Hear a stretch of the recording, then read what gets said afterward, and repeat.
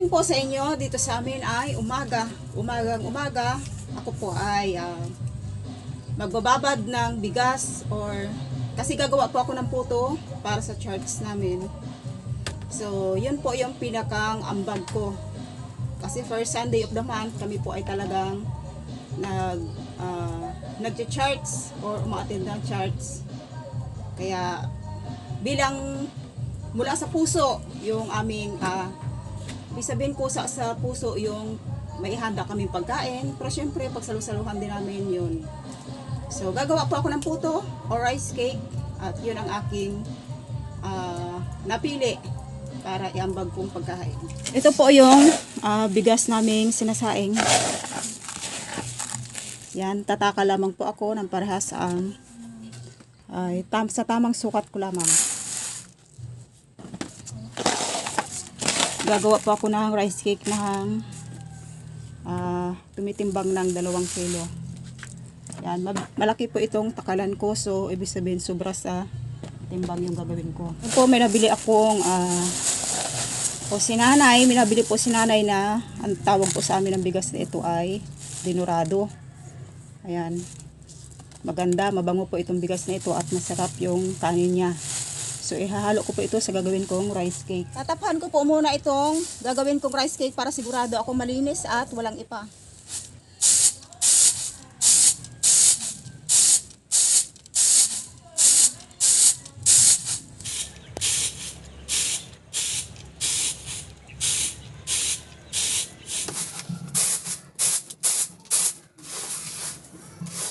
Ayun po, matapos kong nalinis, ito ay hugasan ko ng mabuti para kahit umabot ng umaga ay hindi po mapapanis yung rice cake. Dito po ako nagbababad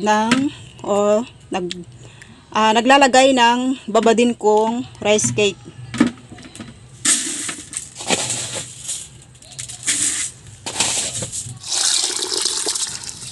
Ayan, hugasan ko na po ng maigi yung bigas. Kasi nakadepende po yung sa paghugas ng bigas, nakadepende yung itatagal ng puto na hindi kaagad kapapanis. Kasi kapag hindi po ito nahugasan ng mabuti, ay sa pagbabad pa lang ay maamoy na. Yan po, malinaw na yung nilinis kong bigas. At ito, maputi na siya. Ito po ay ibababad ko na ng magdamag, saka ako gigilingin. Maaga pa akong gumising dito para magluto ng rice cake. Dito po sa amin ang oras ngayon ay 2 AM. Kasi kailangan ko pang palsahin yung giniling kong bigas. So ito na. Hindi ko na po ipinakita sa inyo yung paggiling. Ayan, giniling ko po, binabad ko noong umaga pa lang, tapos pagsapit ng hapon giniling ko, tsaka yan binabad ko magdamag. Ito na siya, kasi kailangan kong ibabad magdamag para sigurado akong umalsa yung bigas. Lagyan ko po ng white sugar. Ito po ay magdamag akong walang ilagay. Tapos, yung malapit ko na siya lutuin, saka ako maglalagay ng mga asukal at baking powder.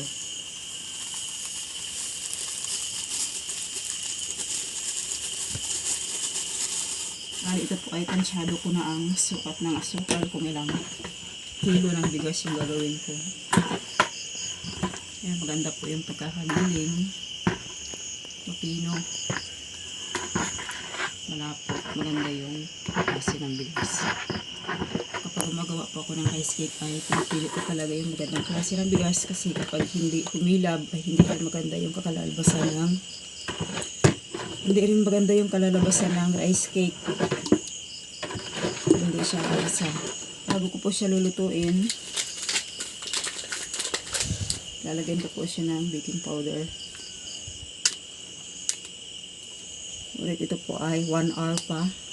1 oras ko pa bago lutuin, kasi kailangan kong paalsahin ng 1 oras dito sa baking powder yung bigas, giniling na bigas.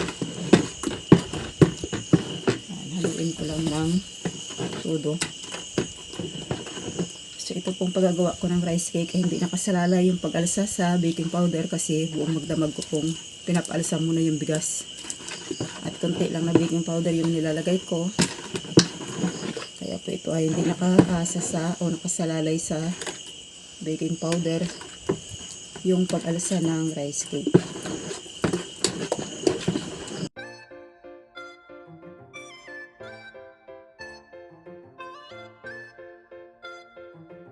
Habang po inaantay ko yung bigas na nakababad sa baking powder ay intindihin ko na po yung mga cups na gagamitin ko ulmahan para sa rice cake.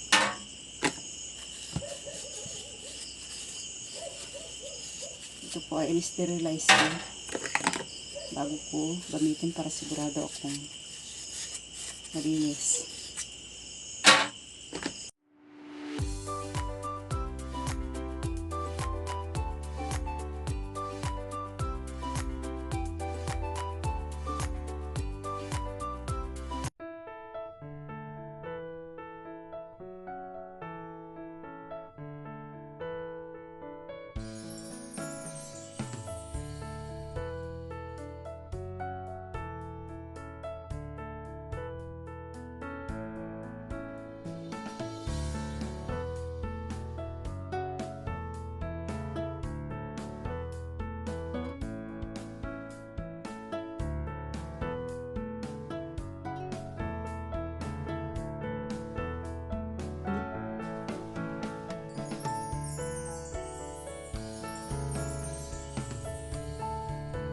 Lalagyan ko po ng cheese yung rice cake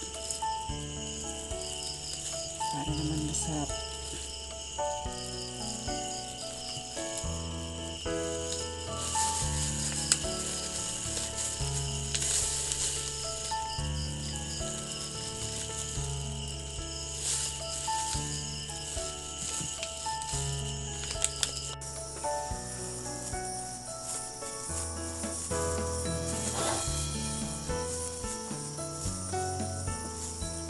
Magpapakulo na po ako ng tubig habang inaantay ko yung binabad yung bigas.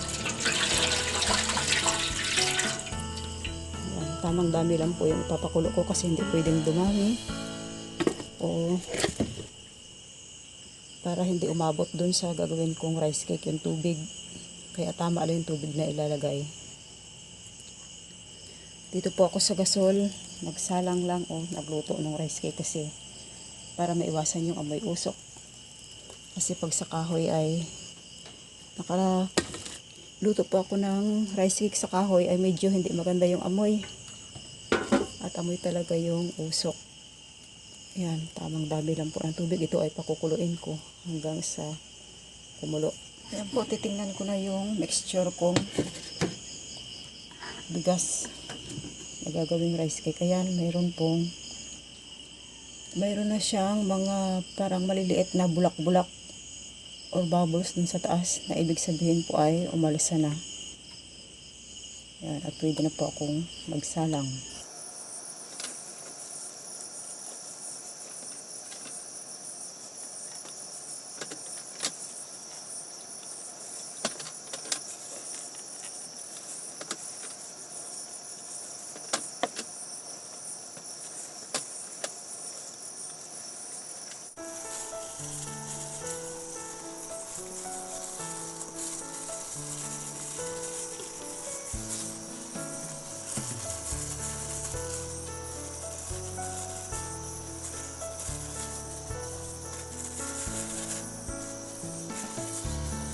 Maraming salamat po, kapit po tayo.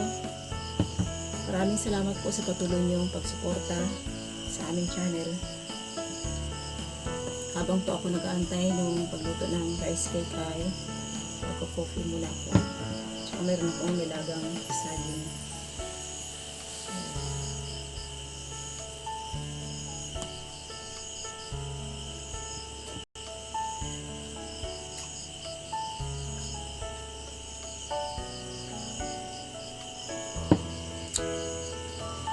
Medyo po hinihinaan ko lang yung boses ko kasi tulog pa po yung mga bata tsaka si Ambet kasi kasi maaga pa po dito. Ito po, titingnan ko kasi 15 minutes na.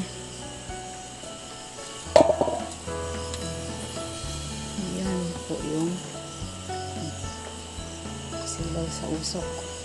Ayan po yung naunang salang ko. Ayan, ito na. Ayun po, tapos na akong mag-prepare ng luto dun para sa church namin na rice cake. So ayun, magkakape muna ako. Kape na naman. Kasi kahigising na bata, ng 3 bata. At sabi ko ay sabayan ako sa pagkakape ko. With, ayun, rice cake. Oh, thank you Lord. Ayun na.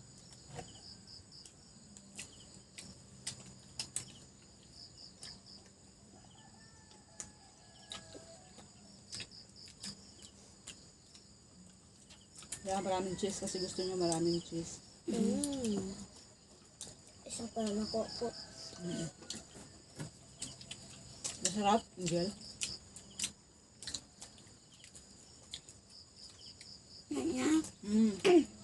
Masarap na napag-kulay violet. Shoutout po kay Nanay Mia at kay Lolo. Ay, gusto mo kulay violet. Kasi magdagdag ng flavor na kuhan. Kasi ako hanggat kuhan, ayokong may chemical. Gusto ko yung natural lang. Hindi man yung chemical. Ay, mahanap tayo ng food color na natural. Okay. Hindi yung may chemical.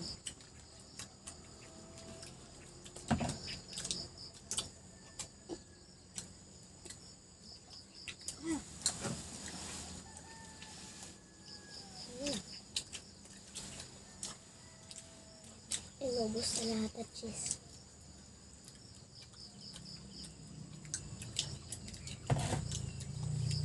Tuloy po ang aming kainan at maraming salamat po sa inyong panonood. Bye-bye.